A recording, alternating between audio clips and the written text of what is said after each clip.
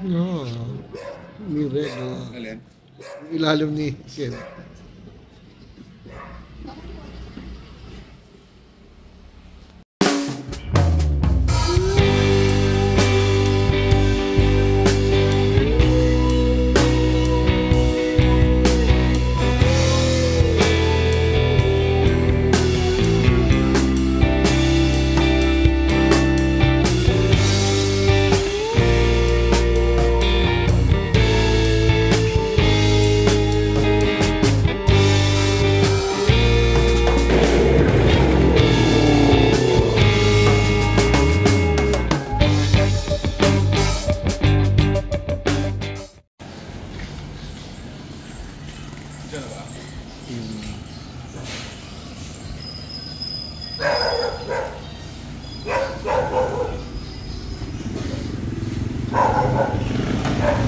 Boom! Bukas yung alo, no?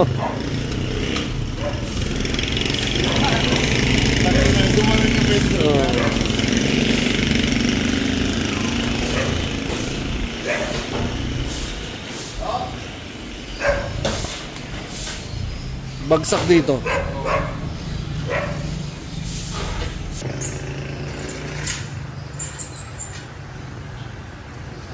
Babaklas, nakaubat po yan, ang warap po.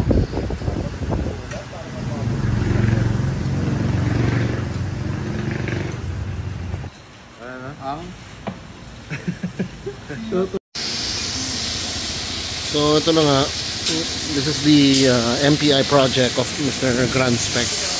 Dito tayo.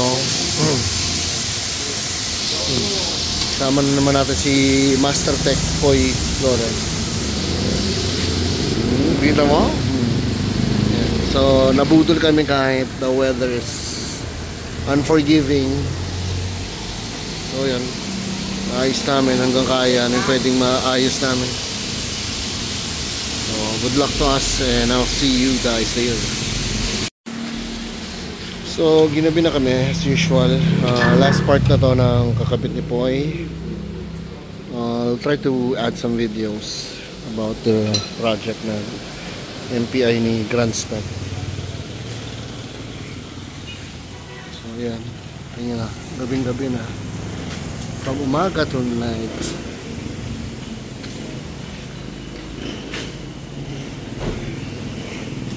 Antok ng kaibigan natin.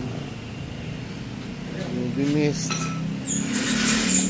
Po, ano pare? Iba pangako. Yan na. Ay puta. Oh, puta. Uy grabe ang baba. Putang ina. Rob. Sa Rob. Ha? Anong nangyari motherfucker? Oo nga, talo nga ako sa baba. Oh, grabe. Oh, puta baba, gangster. Okay, you're on your own, man. Uwi na kami. Ba't di nakababa yung likod? Sagad lang.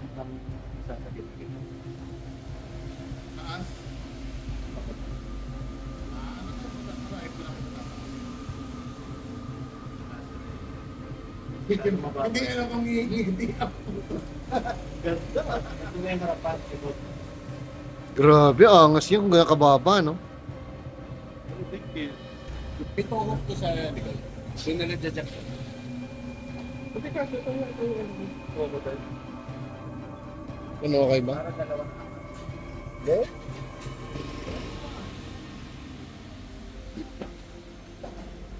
Lower gusto pa ibaba yung pagtingin ko muna.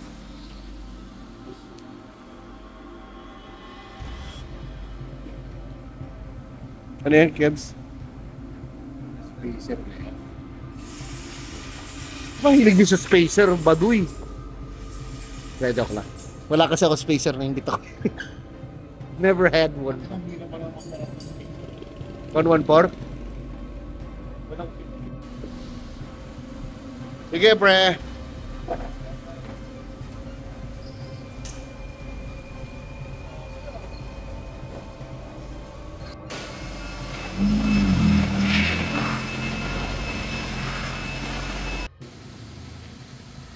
Welcome back sa vlog.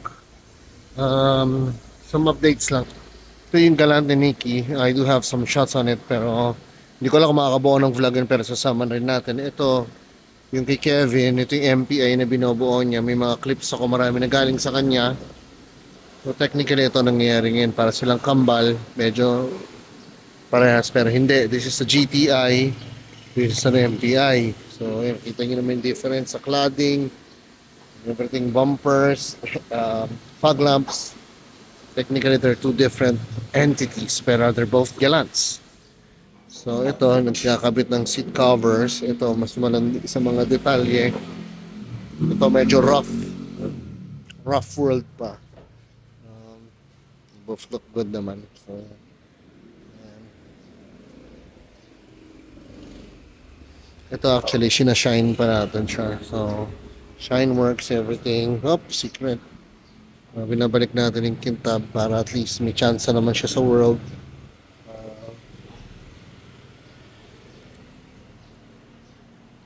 Ito, pinaayos natin yung molding.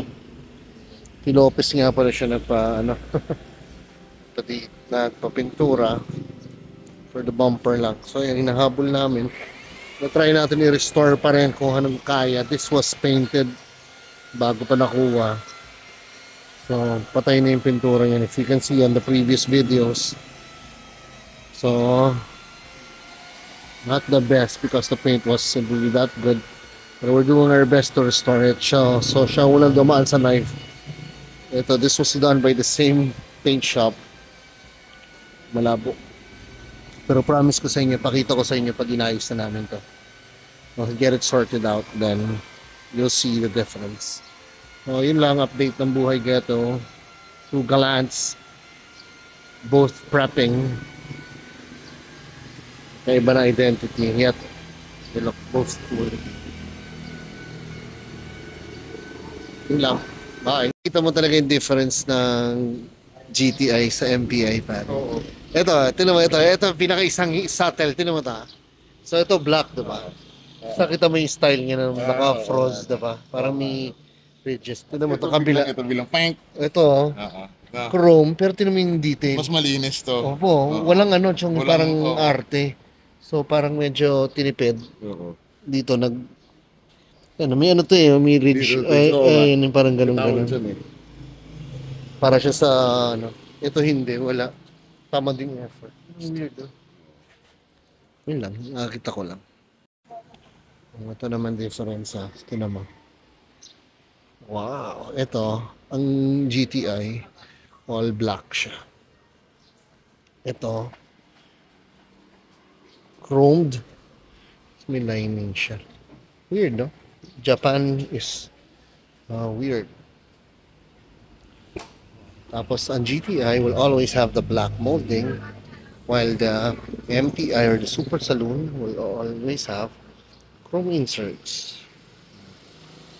Kita niyo guys yung difference. Technically they're all the same, but syempre the cladding is different. Ito ay yun lang.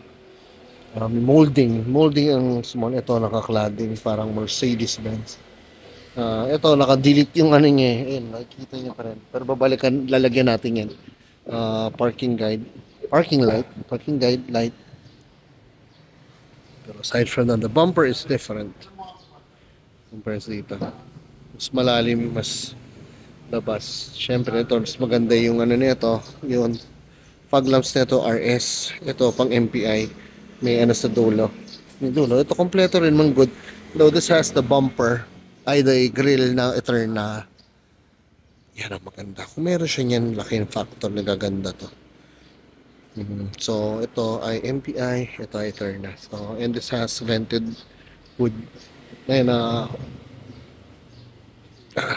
grill, meron siya naka-vented. Aside from that, engine sa loob, konti lang ang difference. Welcome to the Galant world. Feature din natin itong Galant na ito in the future. Actually, kaya na natin feature ngayon.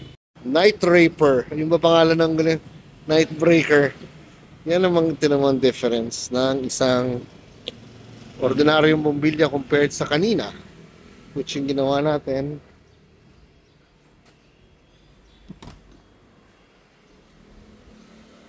Yan ang ilaw ng kerosene. Diba? Yamaners. Nyoy. Hindi siya talaga kulay violet siya sa actual. Hindi ko alam ba't hindi makuha yung color ng phone. Nya. Ni. Nya. Ni. Nya. Ni. Yan. So, yun yung mga detalyeng mahalagang pinabantayan mo. Getting the right lights and bulb. Wow, social. Nagbe-vape pa si pare ko Yan, mga boys natin yan. Tindi yan Good boys, every boy. Try natin yung best makuha yung kintab.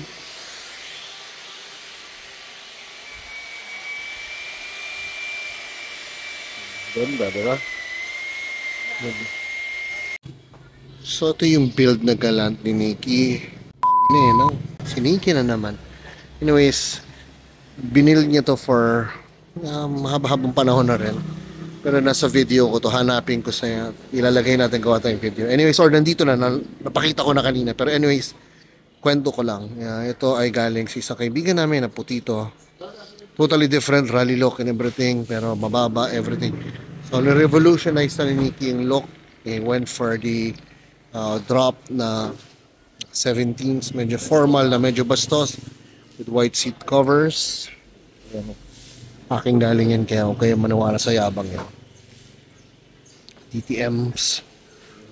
Cool detail here, bro. Yung mga maliliit na detail na napapaganda sa kotse is like those stickers and decals, if you can say ito. Meron siyang rear wiper. Mahal yan. Siguro na features na rin naman to sa ibang antenna. For GTI will always be this. Nandito. Yung MPI, sorry I will use this video sa isa rin. Ang MPI ay difference ay dito yung antenna. Weirdly in here, GTI sa likod. Anyways, yon ay ibang storya. Pero ko lang. To replace with Japanese tail light. So, konti lang difference niyan. Siyempre, yung GTI, disc brake. Naka-disc brake din kasi MPI din pala to. Sorry. Anyways, okay. So, yun ang ginawa niya. Nilagay ng isa sa pinakamaganda. Pag nagbobo ka ng 90s is always the white seat covers. Louvers or computer box. In great condition. So, louvers will cost you around 8,000 to 12,000. Sobrang sariwa. Medyo weird market yan. Imaginein mo, sobrang mahal sa isang bagay na wala namang may gusto kasi marami nagkakatay ng galan. Pero tataka ka, bakit ang mahal ng isang piyesang yan, which is the louvers. Kung kay Kevin naman ay may louvers, then somehow okay, pero ito ay nyalbu, in short, bungal. Pero pwede na. So yun lang. Ito, gusto nyo malaman magkano ginastos. Imagine niyo na lang kung kunyari yung kotse ay nasa between 100 to 150 times mo yon sa sarili niya. Times itself, most likely yun ang aabutin mo if you want to get something sorted out and restored the way you like it. Conservative ba yan? Kasi it will always depend kung anong mo kalalim i-restore ang isang lumang 90s na car. Ito I think conservative pa kasi somehow, well, not sa syempre yung pintura nito pininturahan not the best. Hindi ko sa sinisiraan, pero I mean hindi naman to barbakwa na yun, mahal doon. Sa setback yun between at least 50 to 150,000. Depende. Ito, basic painting. So, medyo nakatipid siya. Pero aside from that, getting the parts and getting it to run well will always cost you money. Also, get a nice rims pare, diba? Maganda rims para at least madala yung buong kotse. Parts are hard to come by. Ito, Alam nyo naman to, mahal talaga to sa nakakaintindi. Then also yung fog lamps. Though hindi ko alam, minsan iniisip ko if highly mas mahal ba yung naka-projector or mas mahal tong pang RS. It really is nice pag tingnan nyo tong ilaw na to.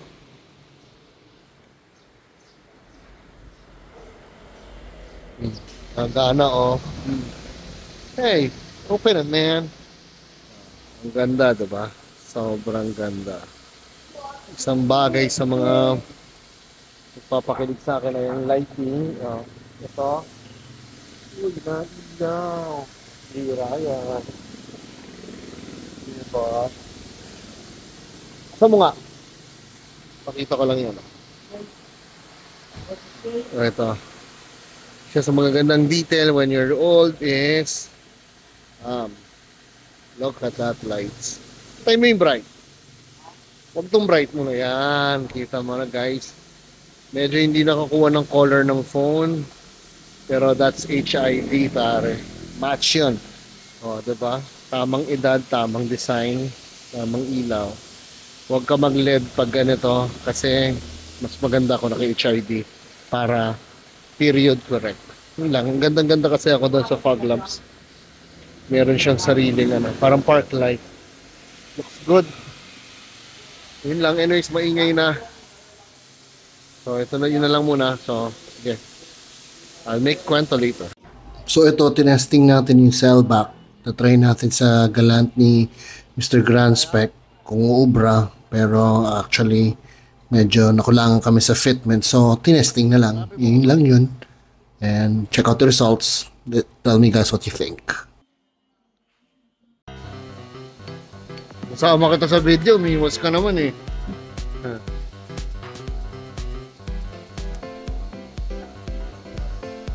Ha?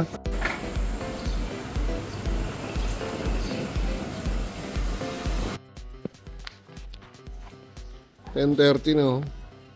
Hayop ka, Nikki. Thanks your face. Mukhang dito atak mo to.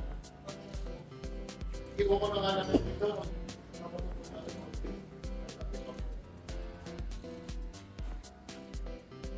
Di under yan.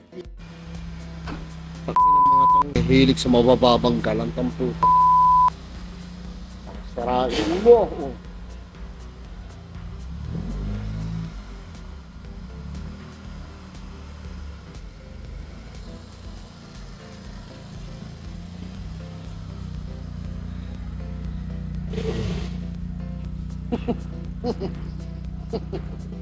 Malutong.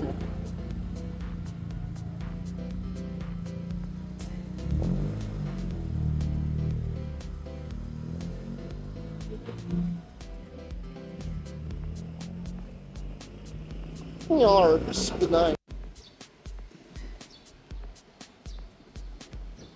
Team effort. So, lagyan natin ng red sticker. Si Boy Genius bumili ng makapal na sticker tapos kulang pa, so kailangan namin hatiin para nagtipid.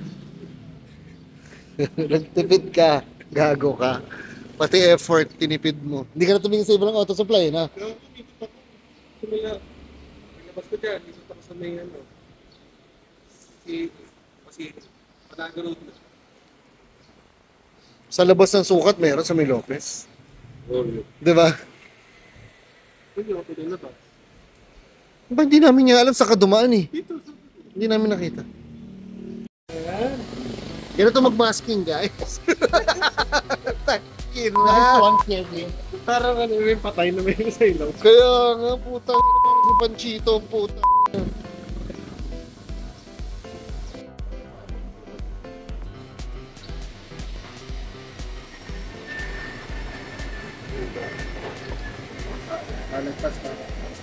Hindi bro. Sa contract.